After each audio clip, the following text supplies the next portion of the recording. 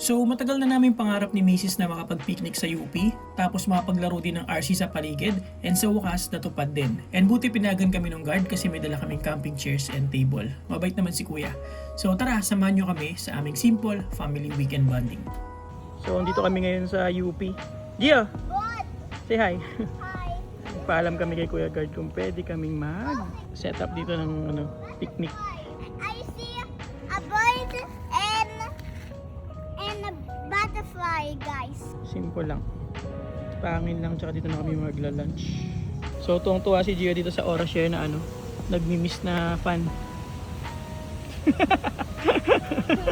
Ginawa mo pangilamos ko talaga. Pero masarap na rin naman ang hangin kahit wala ka ng fan eh. So dito pala naglalaro yung mga kaibigan natin. Sa uphill na yan. Hindi ko pa ito nasusubukan. Try natin yan one time. Oh, aray! It's okay. Sarap ng hangin. Sarap ng hangin, guys. So lunchtime na, ito yung food namin. Nagdala kami ng baon. Sa akin bacon, kay mami. Ano yan? Pansit? Kay Gio, fries tsaka oatmeals. Kain tayo, guys. Ano yan? Moss? Yan. Ang Tagalog ay lumot. Sabi ko sa'yo, pag nakakita ka niyan, magdahan-dahan ka maglakad kasi slippery. Good. I have a mama. Okay. Anong tawag dyan? Excavator. Okay. Mura lang to eh. Bigay lang to ni Kuya Dylan niya. Parang wala patang 1K yan. So bala ko bumili din ng dump truck para mapaglaro kami dalawa. Pero for now, yan muna sa kanya.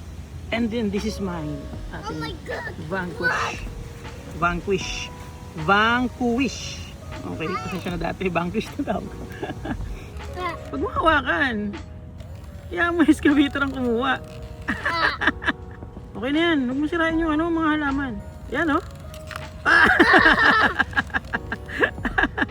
Tumalisik.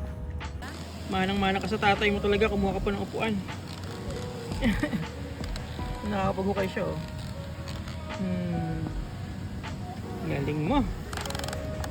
Sarap ng hangin dito oh. Yeah. Di ba, Gio? Tapos yung RC niya pinapiram niya kay Kuya din. Kuya! Say hi! Set up namin dito sa UP. Gio. Alright, so pack up na. Wala po kami basura.